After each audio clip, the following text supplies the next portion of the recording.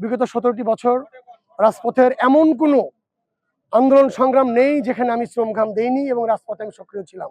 তারই ধারাবাহিকতায় গত 24শে জুলাই বিপ্লব আন্দোলনে 24শে জুলাইয়ের 24 তারিখে আমাকে মিরপুর 13 নম্বর থেকে সাদা পোশাকধারী আমাকে তুলে নিয়ে যায়। তার আগে সারা বাংলাদেশে যে গণ আন্দোলনে গণ অভ্যুত্থানে আপনারা লক্ষ্য করেছেন মিরপুর 10 ছিল একটা অগ্নিগর্ভ একটি স্পট।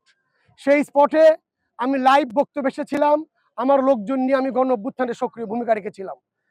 তারই ভিডিও ফুটেজ বিভিন্ন চ্যানেলে প্রচারিত হওয়ার পরেই বিভিন্ন টিম আমাকে হন্যে খুঁজতে থাকে এবং মিরপুর 13 থেকে সকাল 11টা আমাকে তুলে নিয়ে যায়। তুলে নেওয়ার পরে তারা আমাকে প্রথমেই গামছা দিয়ে চোখটা বেঁধে দেয় এবং তারপরেই একটি সাদা মাইক্রোতে তুলে আমাকে জম টুপি পরিয়ে দেওয়া হয়। তারপরেই চলে অমানসিক টর্চার।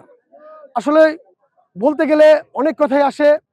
তারা আমাকে কয়েক ঘন্টা মাইক্রোতে বিভিন্ন জায়গায় ঘুরিয়ে কোন অন্ধকার প্রকোষ্ঠে আমাকে ফেলে রাখে এবং প্রথম 2 দিন কোথায় আমাকে রাখলো সে বিষয়ে আমরা জানি না।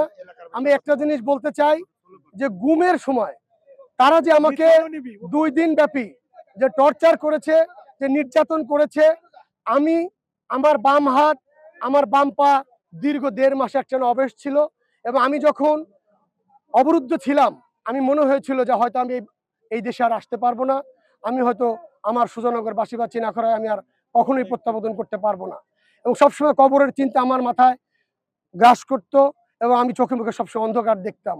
আমাকে একটানা 2 দিন শুধুমাত্র একটা পানির বোতল আর একটি ছোট্ট পাউরুটি ছাড়া কোনো কিছু আমাকে খেতে দেয়নি এবং আমাকে সবসময় 2 জন পুলিশ আমাকে ধরে ধরে তুলতো এবং বিভিন্ন জায়গায় আমাকে নিয়ে যেত অস্ত্র উদ্ধারের নাম করে আমাকে বিভিন্ন জায়গায় নিয়ে আমাকে মৃত্যুর ভয় দেখাতো এবং সবসময় বলতো তোকে আগামীকাল আমরা ফেলে দিব।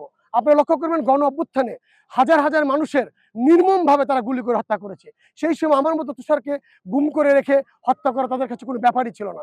যাই হোক, গুম থেকে আল্লাহ আমাকে বাঁচিয়েছেন, আমি ফেরত এসেছি, কিন্তু তারপরে আমাকে একটানা 1.5 মাস পঙ্গু হাসপাতালে ট্রিটমেন্ট নিতে হয়েছে।